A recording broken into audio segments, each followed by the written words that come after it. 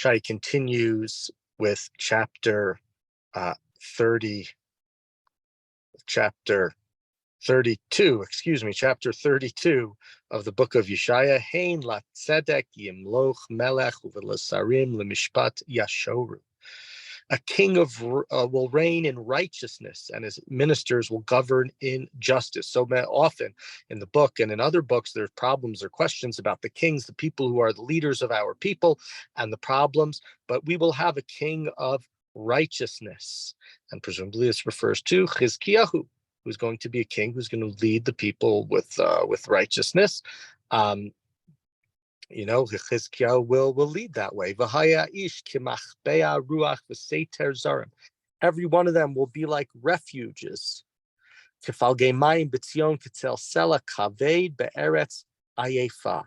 Be a shelter for the rainstorms, like water, like an oasis in the desert, like the shade of a rock in a hot, languishing land. And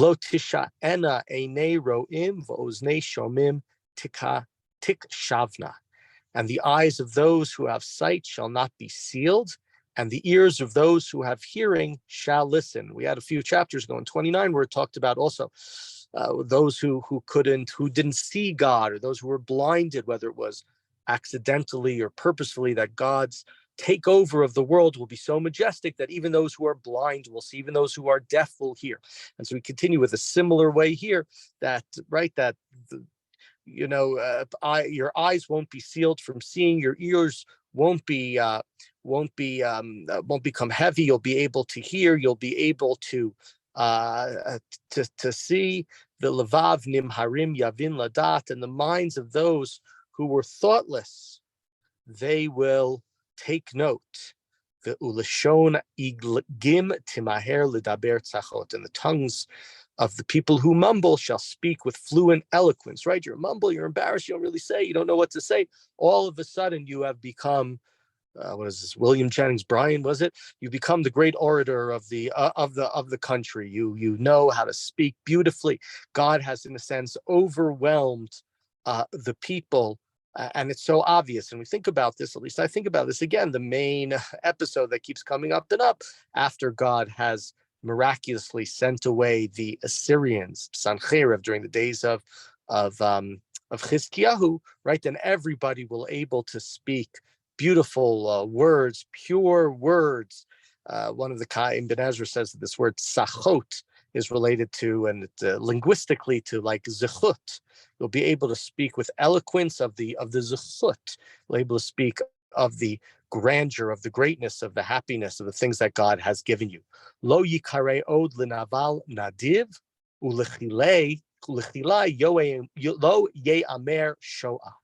And no more shall a villain be called a noble, nor shall an honorable be said of a knave, right? And this is one of the issues we've had in earlier chapters, the idea that people who are underprivileged, people who have had problems in life and see the wicked are prospering, they want to see justice. That's what they want to see. They're not asking to be given, to win the $2.1 billion lottery. They just want to see that those who are villainous will be treated that way, that justice will come. And so a villain now will be called not a noble anymore. They'll be known as a villain. We see that naval and the word nadiv are similar in terms of the nun and the vet in the word. We had the word naval, of course, back in the book of Shmuel, where we have this person Naval, who was extraordinarily disrespectful to David, and he was said his name was Navalu Kishmo Kachu, that his name describes who he was. Now, what was so terrible about a Naval? Verse 6, Ki Naval Nivala yidaber v'libo yaseh avin lasot chonef l'daber la'adonai to'ah la'rik nefesh ra'ev u'mashket sameyach schir. What do? They speak villainous, they make treacherous plots, they act without respect, without honor, they tell people to be disloyal to God, and perhaps worse, they leave the hungry unsatisfied and deprive the thirsty of their drink. That's what they do. That's what's so horrible, and they're able to sort of hide it because they are the nobility. They're able to hide all of these sins that they're doing. Vichlei kelav ra'im, and the knaves Their tools are bad. Hu zimot ya'atz lechabel aniyim beimrei sheker uvedavar evyon mishpat. They plan, they make plots to destroy the poor with falsehood, and the needy, when the needy plead their cause. V'nediv nedivot ya'atz v'hu al nedivot yakum. But the nobles, they have noble intentions, and they are acting kindly. They are acting properly. They are acting generously. And so here, again, one of the themes we've had many, many times, this idea of justice coming. God, whether it's the justice that's coming to Israel because of their sins through the Assyrians, whether then the Assyrians, they're the willing executioners, right? God sees them as his hands, as the divine plan, is what Yeshayah said. But the Assyrians didn't have to be the ones to go and to destroy everything. And so they will get their comeuppance, as will Edom and Moab, etc., etc. And then those who, in a sense, claim nobility will then, but our villains, they will then later be punished. Nashim sha'ananot komna, shima'ana koli banot botchot ha'azeni imriti.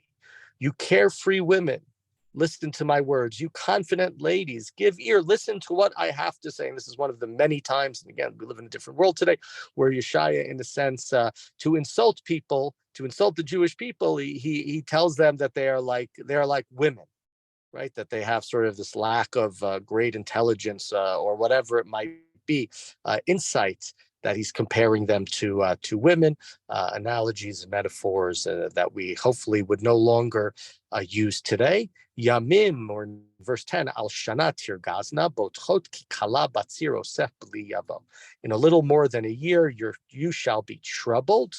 The confidence one, when the vintage, right, when is over and no ingathering takes place. This was told to us again a couple of chapters ago. A similar idea there was the opposite. It said in a couple of years things will get better.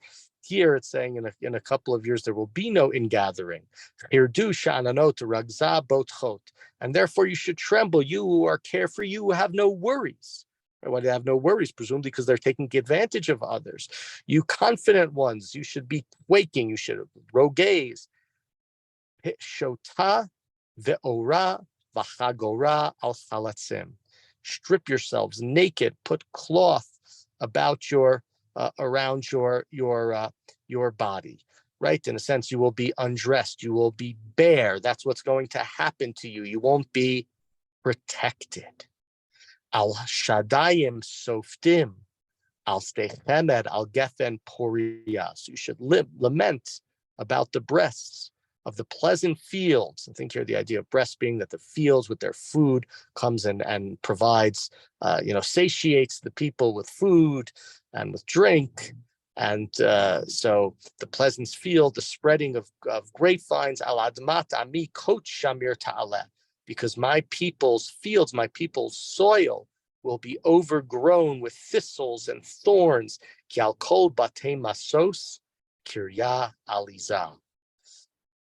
Right? Because all of those whose houses, we've had this for a number of times, alizah, all those who think that they're going to have cities that are beautiful, that are delightful, that's not what's going to continue. Ki armon nutash hamon ir uzab. The castle, the fortress will be abandoned. The noisy city will be forsaken, will become empty, desolate. Ofel v'vachan haya v'ad me'orot ad olam masos prarim mir'ei adarim. They will be bare. They will be barren forever. There'll be a place for donkeys to come and to graze, or pera, and for flocks, ad ye'areh aleinu rach mimarom, till a spirit from on high is poured onto us. V'haya midbar la Carmel, the Carmel la ya'ar yechashev, and the wilderness is transformed into farmland, while farmland is just mere brush. So eventually, right, even though we've been emptied out and God has taken his protection away from us, eventually it will return. The wilderness will be once again transformed into farmland. V'shachan bamidbar mishpat utzdaka bakarmel teshev, and then justice will once again be in the wilderness and righteousness in the farmland. And in a sense, when will that happen? So we go back to the beginning of the chapter. It talked about having a king who is going to be a king of righteousness. The same word tzedek, tzedakah, is used. So when Bnei Yisrael are led by a leader of who is righteous, Presumably then it will allow for God to come in and treat Bnei Israel with proper justice and righteousness. V'haya ma'aseh hatzdaka shalom. And the righteousness will bring about peace. V'avodat hatzdaka hashket v'vetach ad olam. And the righteousness will cause for calm and confidence forever. Right earlier, just a few verses ago, he talked to Bnei Israel who don't trust in God and were acting villainous, as they're careless, they're not worried, everything is fine, but then destruction's going to happen.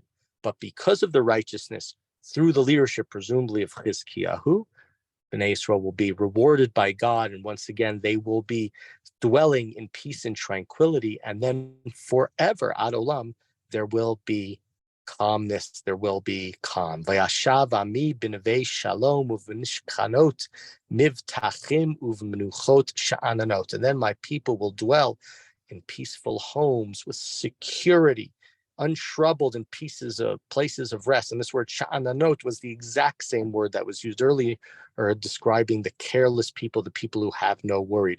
Uvarad bareda tayar, and the brush will sink and vanish. Uva shifla tishbal ha'ir, the city, even as the city is laid low. Ashrechem zorei al kol mayim mishalchei regel hashor v'hachamor. Happy you will be those who sow all the waters and send out the cattle and the donkeys to pasture. Everything, right? All your rewards will be given to you. And it's to me, specifically saying those who are acting in righteousness, those who have faith, those who believe in God, those are the people who will be rewarded in this way. Just one note, it's interesting when we see a verse like 17, which talks about calm and confidence forever, ad olam, makes it sound like there's never going to be destruction, makes it sound very, very messianic.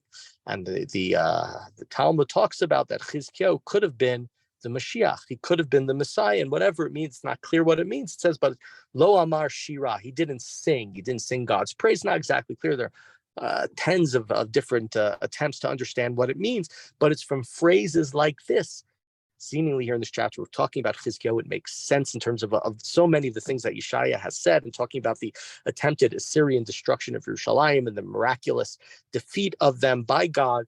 And so it should have been ad olam. There was the potential there for things to be perfected for the Jewish people, for that world in that time. But unfortunately, it didn't happen. And thus, yes, there was some sheket. There was some time of peace and tranquility, but sadly, it did not last forever.